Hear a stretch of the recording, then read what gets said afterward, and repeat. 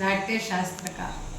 भरत मुनि ने जब लिखा तब किस विषय पर वो लिखा है, तो उसके 3 भाग करके उन्होंने लिखा है। 3 भाग ये है कि एक है पात्र जो रिप्रेजेंट करता है, मतलब कौन बोलेंगे अपन उसको, कलाकार, ठीक है। दूसरा है रंगमंच, आया समझ में? रंगमंच, पात्र और ऑडियंस, समझ में आया? नाट्य शास्त्र जो लिखा गया है वो लिखा गया है रंगमंच, पात्र और ऑडियंस, मतलब कलाकार और ऑडियंस। अब ये लिखा गया है ऐसे है कि कलाकार कैसे होना चाहिए। जैसे तुम लोग जानते हो नाट्य शास्त्र में एक श्लोक है, पात्र नर्तकी लक्षण। पात्र नर्तक लक्षण भी है, नर्तक कैसे होना चाहिए और नर्तकी कैसी होनी चाहिए, आया समझ में?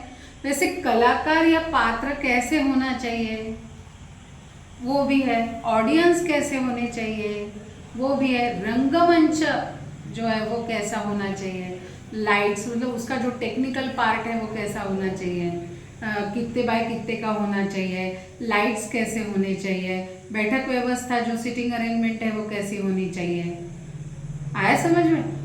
ये 3 चीज़ों के ऊपर आधारित नाट्य शास्त्र है भरत मुनि का। ओके, अब इस नाट्य शास्त्र में सबसे पहला जो श्लोक है ध्यान श्लोक, उसको बोलते हैं ध्यानम श्लोक, वो किसी भी नृत्य साधना को शुरू करने के पहले बोला जाता है। वो कोई भी नृत्य साधना हो, आया समझ में? मतलब classical dance style, what is the name of major classical dance style, बोलो मेजर क्लासिकल डांस स्टाइल्स कौन से भारत में?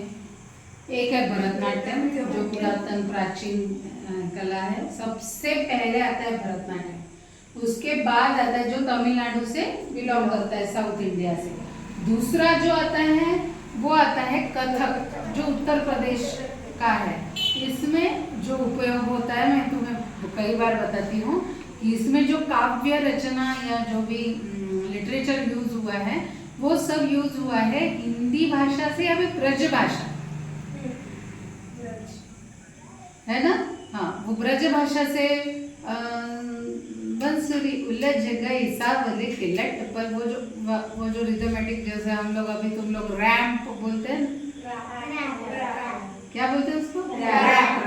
Rap music. वो रैप म्यूजिक अभी का नहीं है, वो रैप म्यूजिक कई पुरातन सालों के पहले का रैप म्यूजिक है, आया समझ में? जो काव्य में गाया जाता था उसको रैप तरीका गाते थे, जो तुम अभी रैप करते उसको, ठीक है?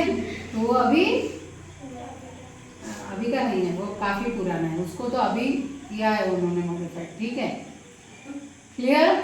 ये क्लियर है। अब जो पहला ध्यान श्लोक है जिसको ध्यानम श्लोक भी बोलते हैं, उसको ध्यान श्लोक वो है, तुम लोग जानते हो, आंगिकम भुवनम यस्य वाचिकम सर्व वाङ्मयम् आहार्य चंद्र तारादि तम नमः सात्विकम शिवम्। जानते हो, आता है आंगिकम भुवनम यस्य वाचिकम सर्व वाङ्मयम् आहार्य चंद्र तारादि तम नमः सात्विकम शिवम्, आया समझ में? तो इस ध्यान श्लोक का जो अर्थ है वो अर्थ ऐसा है कि अभिनय के 4 प्रकार बताए गए हैं, जो आंगिकम, वाचिकम, सात्विकम और आहार्य। आंगिक, वाचिक, सात्विक, आहार्य, ठीक है? What is the meaning of आंगिकम? बॉडी लैंग्वेज, अंग क्या है उसमें, शब्दों में क्या है? अंग मतलब बॉडी। बॉडी लैंग्वेज कैसी होनी चाहिए तुम्हारी? अगर शिवाजी महाराज का कोई कैरेक्टर करना है या इतिहास में का कोई भी शूर वीर योद्धा तुम्हें दिखाना है, तो उसके लिए तुम्हारा जो बॉडी लैंग्वेज है वो कैसा होना चाहिए? गला हुआ, फिर कॉन्फिडेंस और जबरदस्त कॉन्फिडेंस, बोलने का एक अंदाज, बोलने का एक ढंग, है ना? जैसे तुम, एक सिंपल सा है तुम्हारा झांसी की रानी का है ना वाक्य, क्या है? मैं मेरी झांसी झांसी नहीं दूंगी। ऐसे बोला चलेगा? नहीं, क्या बोलना पड़ेगा? मैं मेरी झांसी नहीं दूंगी। और अच्छे से बोलो, मैं मेरी झांसी नहीं दूंगी। चेहरे पे स्माइल होना चाहिए कि निर्धार होना चाहिए? निर्धार। बोलो, मैं मेरी झांसी नहीं दूंगी। और अच्छे से एक्सप्रेशन कैच होने चाहिए। चलो बोलो, मैं मेरी झांसी नहीं दूंगी। ठीक है। हाँ, अब अगर यही जो वर्ड है, मैं मेरी झांसी नहीं दूंगी, वो अगर रिक्वेस्ट में तुम्हें बोलना है, थोड़ा सा चेंज करते हैं, तो कैसे बोलोगे? मेरी झांसी नहीं, रिक्वेस्ट बोलो कि मेरी झांसी मुझसे मत छीनो। तो कैसे बोलोगे? रिक्वेस्ट में बोलो, मेरी झांसी मुझसे मत छीनो। हाँ, रिक्वेस्ट बोलो, रिक्वेस्ट करो। रिक्वेस्ट कैसे करोगे? प्लीज का आना चाहिए ना, एक्सप्रेशन प्लीज वाला आना चाहिए ना, प्लीज। हाँ, मेरी झांसी मेरी झांसी मुझसे मत छीनो। हाँ, मेरी झांसी मुझसे मत छीनो। ठीक है, आया समझ में? ऐसे हर एक वर्ड है। जैसे एक अगर कोई ऐसे बोलना है तुम्हें, रोके बोलना है, तो वो कैसे बोलोगे? ऐसा नहीं, हंसना नहीं। चलो अच्छे से बोलो, बोलो, ऐसा नहीं। बोलो बोलो बोलो बोलो, हाँ बोलो। हाँ, हंसना नहीं, हंसोगे तो कैसे सीखोगे रे?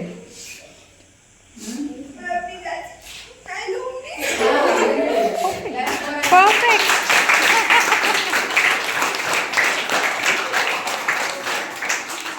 ठीक है, ऐसे करना है। ठीक है, कोशिश तो करना है। पर अब ये क्या हो गया है मालूम है क्या? ये हो गया जो सेकंड पार्ट है अपना, और जो आंगिकम वाचिकम वाला पार्ट ज्यादा हो गया। आंगिक अभिनय में सिर्फ बॉडी एक्टिविटीज दिखाना जरूरी है। कैसे? हाँ, या फिर तलवार लो और तलवार लेके उसको पूरी खींचो और बोलो। आप बोलो, मैं मेरी झांसी नहीं दूंगी। हाँ, ये हो गया आंगिक अभिनय। आंगिक और वाचिक दोनों हो गया। ऐसा समझ में? वाचिक मतलब क्या? Dialogue delivery. वाचिक अभिनय मतलब क्या? Dialogue delivery. हाँ, डायलॉग डिलीवरी तुम्हारी कैसी होनी चाहिए? तुम्हारी शब्द फेंक, जिसे मराठी में बोलते हैं, कि वो शब्दों को किस तरह से तुमने फेंकना चाहिए उस पात्र के अनुसार। What is the demand of that role? Okay, what is the demand of that role? कि जो भी रोल है, वो रोल के हिसाब से जो भी तुम्हें मिला है, उसके हिसाब से तुम्हें खुद को कैसे प्रेजेंट करना है। तो बॉडी एक्टिविटीज तुम्हारी वो पात्र के हिसाब से होनी चाहिए। अगर गरीब है तो ऐसे बोल के चलेगा क्या?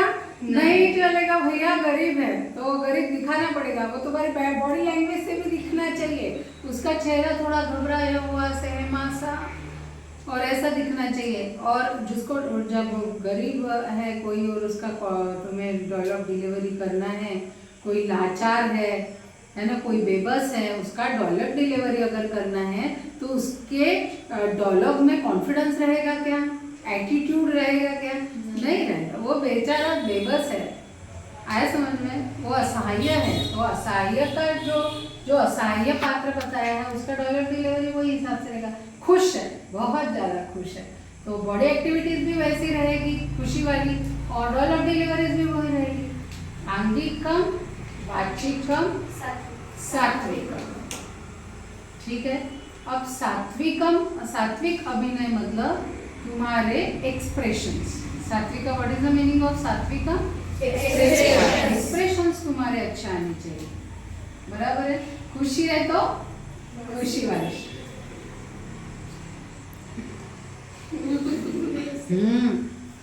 ये सब आना चाहिए। गुस्सा है तो गुस्सा दिखना चाहिए चेहरे पे। है ना? हंसी है तो हंसी वाला आना चाहिए, दुख है तो दुख वाला, और गुस्सा है तो गुस्से वाला है। अब ये गुस्से में दो प्रकार है, उसको लटका राग बोलते हैं, झूठा मोटा वाला गुस्सा ऐसे बोलते हैं ना। कैसे बोलते हैं झूठा मोटा वाला गुस्सा? कैसे?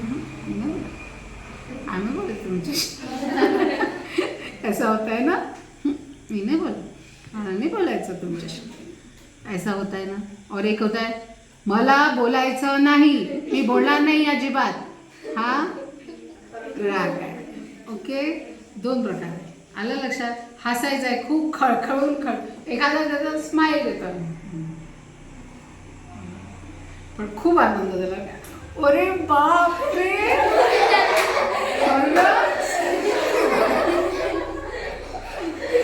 आलं लक्षात?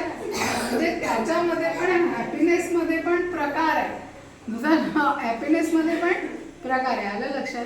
एखादा आनंद होतो, आपल्याला बरं वाटतं, तेव्हा आपण छान, हो का, अरे वा छान छान ना, बापरे खरंच, अरे बापरे असं म्हणतो. आलं लक्षात? आणि एखादी गोष्ट आपल्याला खूप खळखळून हसवते, त्यावेळेला आपण खूप खळखळ खळखळ खळखळ हसतो ना, खूप हसतो, एखाद्या गोष्टीचं खूप हसायला येतं आपण.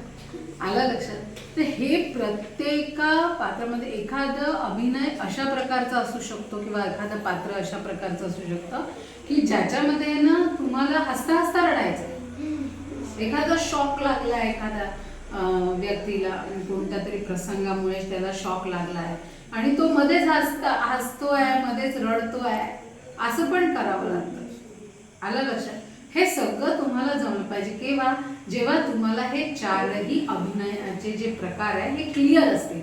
आंगिकम, वाचिकम, सात्विकम, आहार्य. आता what is the meaning of आहार्य? आहार्य म्हणजे कॉस्ट्यूम, ड्रेपरीज. ठीक आहे, राजाचं पात्र करायचं आहे तर मग त्याला काय राजासारखे कपडे घालावे लागतील.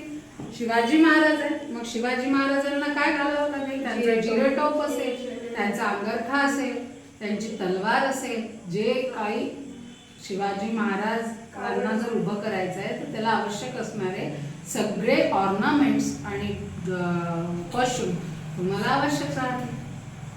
आलं लक्षात? एखादा शाळकरी मुलगा करायचा आहे मग तसं लागेल, एखादी काम करणारी बाई करायची आहे तर तसं लागेल, एखादी घरगुती बाई दाखवायची तर तसं लागेल, डॉक्टर दाखवायचं तर तसे कपडे घालावे. आता मला जर डॉक्टर दाखवायचे मी शिवाजी महाराजांचे घालून चालेल का? नाही चालणार ना. त्याला जे आवश्यक आहे तेच पाहिजे, तेच तिथे एक्सपेक्ट आहे. गाजराचा हलवा बनवला तर त्या गाजराच्या हलव्यामध्ये साखर एक्सपेक्ट आहे की मीठ पाहिजे? साखरच पाहिजे. त्याच्याशिवाय गाजराचा हलवा चांगला होणारच नाही, तुम्हाला आवडणारच नाही. आलं लक्षात? आता हे मी तुम्हाला अभिनयाचे 4 प्रकार सांगितले. मागचा जेव्हा आपला क्लास झाला होता थेअरीचा, त्यावेळेला तुम्हाला मी नाट्यशास्त्राविषयी बरीच माहिती दिली होती आणि तुम्हाला सांगितलं होतं की त्याला राईट डाऊन करा. तुम्ही राईट डाऊन केलं का? मला तर कोणी